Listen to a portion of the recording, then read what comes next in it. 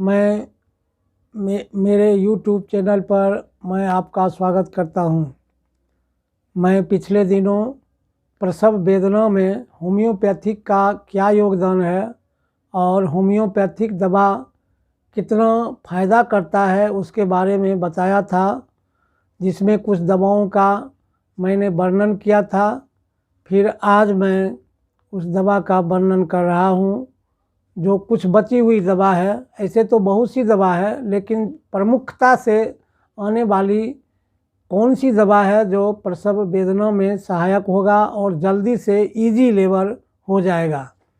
तो easy labour में ipecac, जैल्सीमियम, केलिकार्ब, pulsatilla, क्लोफाइलम, ये सब दवाएं हैं। क्लोफाइलम के बारे में, सिमिसिफ्यूगा के बारे में, आर्निका के बारे में, बेलाडोना के बारे में मैंने पिछले दिनों बता दिया था। अब मैं जैल्सीमियम के बारे में बता रहा हूँ।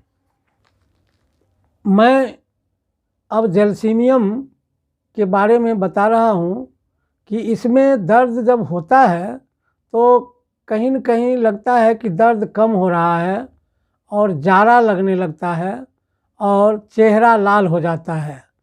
प्यास इसमें नहीं रहती है, इसमें ज़्यादा प्यास का कोई इंडिकेशन नहीं है। तो उस अवस्था में दर्द कम हो जाने, चेहरा लाल हो जाने और जारा लगने का सिम्टम अगर दे रहा है पेशेंट, तो हम जैल्सीमियम देंगे। और फिर दूसरी दवा इपिकाक है। इपिकाक में पेशेंट को अवकाई की तरह आती है, प्यास कम रहता है, ये उसका लक्षण है।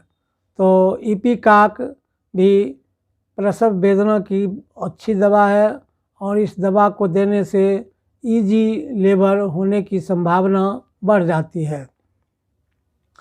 इपिकाक में अवकाई के अलावे यह भी है कि लेफ़्ट टू राइट, दर्द लेफ़्ट टू राइट जाता है, राइट साइड में, लेफ़्ट साइड से राइट साइड जाता है। यह भी उसका एक प्रोमिनेंट लक्षण है और दवा उस लक्षण पर देंगे।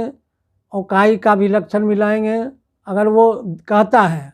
अगर पेशेंट यह कह रहा है कि मुझे अवकाई आ रही है, बार बार अवकाई आती है, लेफ़्ट टू राइट दर्द जाता है, तो उस अवस्था में कुछ गैस्ट्रिक का भी सिम्टम है, तो उस अवस्था में इपिकाक एक्सेलेंट मेडिसिन है और दवा देने पर दवा तुरंत एक्शन में आता है और इजी लेबर होता है। तीसरी दवा जो है, आज के कहने में जो दो दवा मैं बता चुका हूँ, तीसरी दवा है केलिकार्ब। केलिकार्ब में अगर पेशेंट यह कहे कि हमको पीठ दबाओ, पीठ दबाओ, पीठ दबाने के लिए अगर ज्यों ही कहती है रोगिणी, उसी समय हम तुरंत केलिकार्ब का हम प्रयोग करेंगे और वह इजी लेबर करने में सहायक होगा।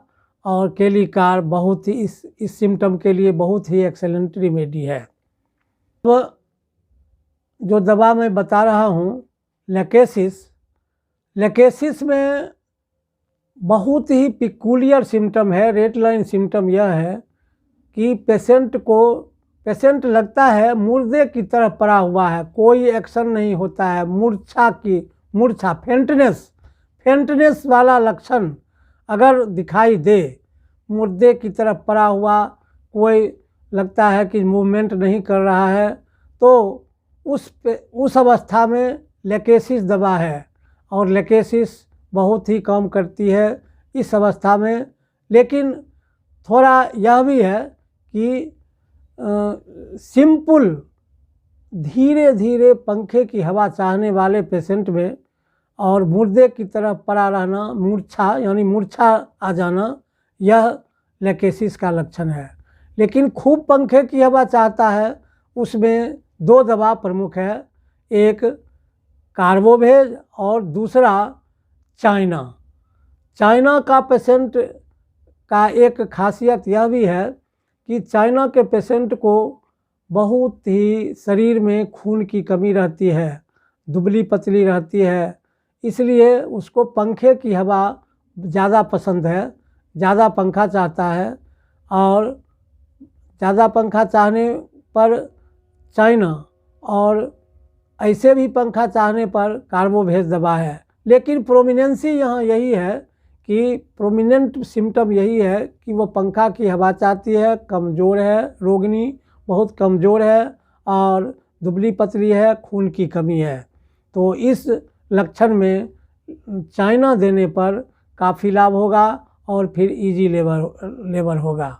और मुर्दे की तरफ पड़ा रहना यानी फेंटनेस हो जाना, कोई उसमें एक्शन नहीं रहना, यह एकदम लोग समझेगा कि एकदम बेहोश है। बेहोशी में पड़े रहने वाले सिम्टम में लेकेसिस दवा है। तो मित्रों, मैं आज बताया यह कि जो प्रोमिनेंट दवा प्रसव वेदना के लिए है, तो प्रसव वेदना में जो यह पार्ट 2 मैंने आज बताया है वह बहुत ही उपयोगी दवा है। और जो लक्षण जैसा मैंने बताया है वैसा लक्षण होने पर इन दवाओं का प्रयोग करेंगे तो हम ज़रूर लाभ पाएंगे और अधिक खर्चा एलोपैथिक में जा कर के ज़्यादा खर्चा से बच जाएंगे। और यह हमें कम पैसे में आपका निदान हो जाएगा और पैसा का भी बचाव होगा और रोगी निरोग भी रहेगा। मेरे YouTube चैनल पर आप जो सुन रहे हैं अच्छा लगे तो ज़रूर लाइक करेंगे, यह मैं आपसे आशा रखता हूं। और जो सब्सक्राइब नहीं किए हुए सब्सक्राइब करें। मित्रों, मैं फिर अगले दिन अगले रोगी के बारे में, अगले रोग के बारे में बताऊंगा, आप ध्यान से सुनेंगे। आज प्रसव के लिए इतना ही। इजी लेबर होम्योपैथिक मेडिसिन में कितना संभव है यह मैंने बताया, इसके लिए आपको धन्यवाद।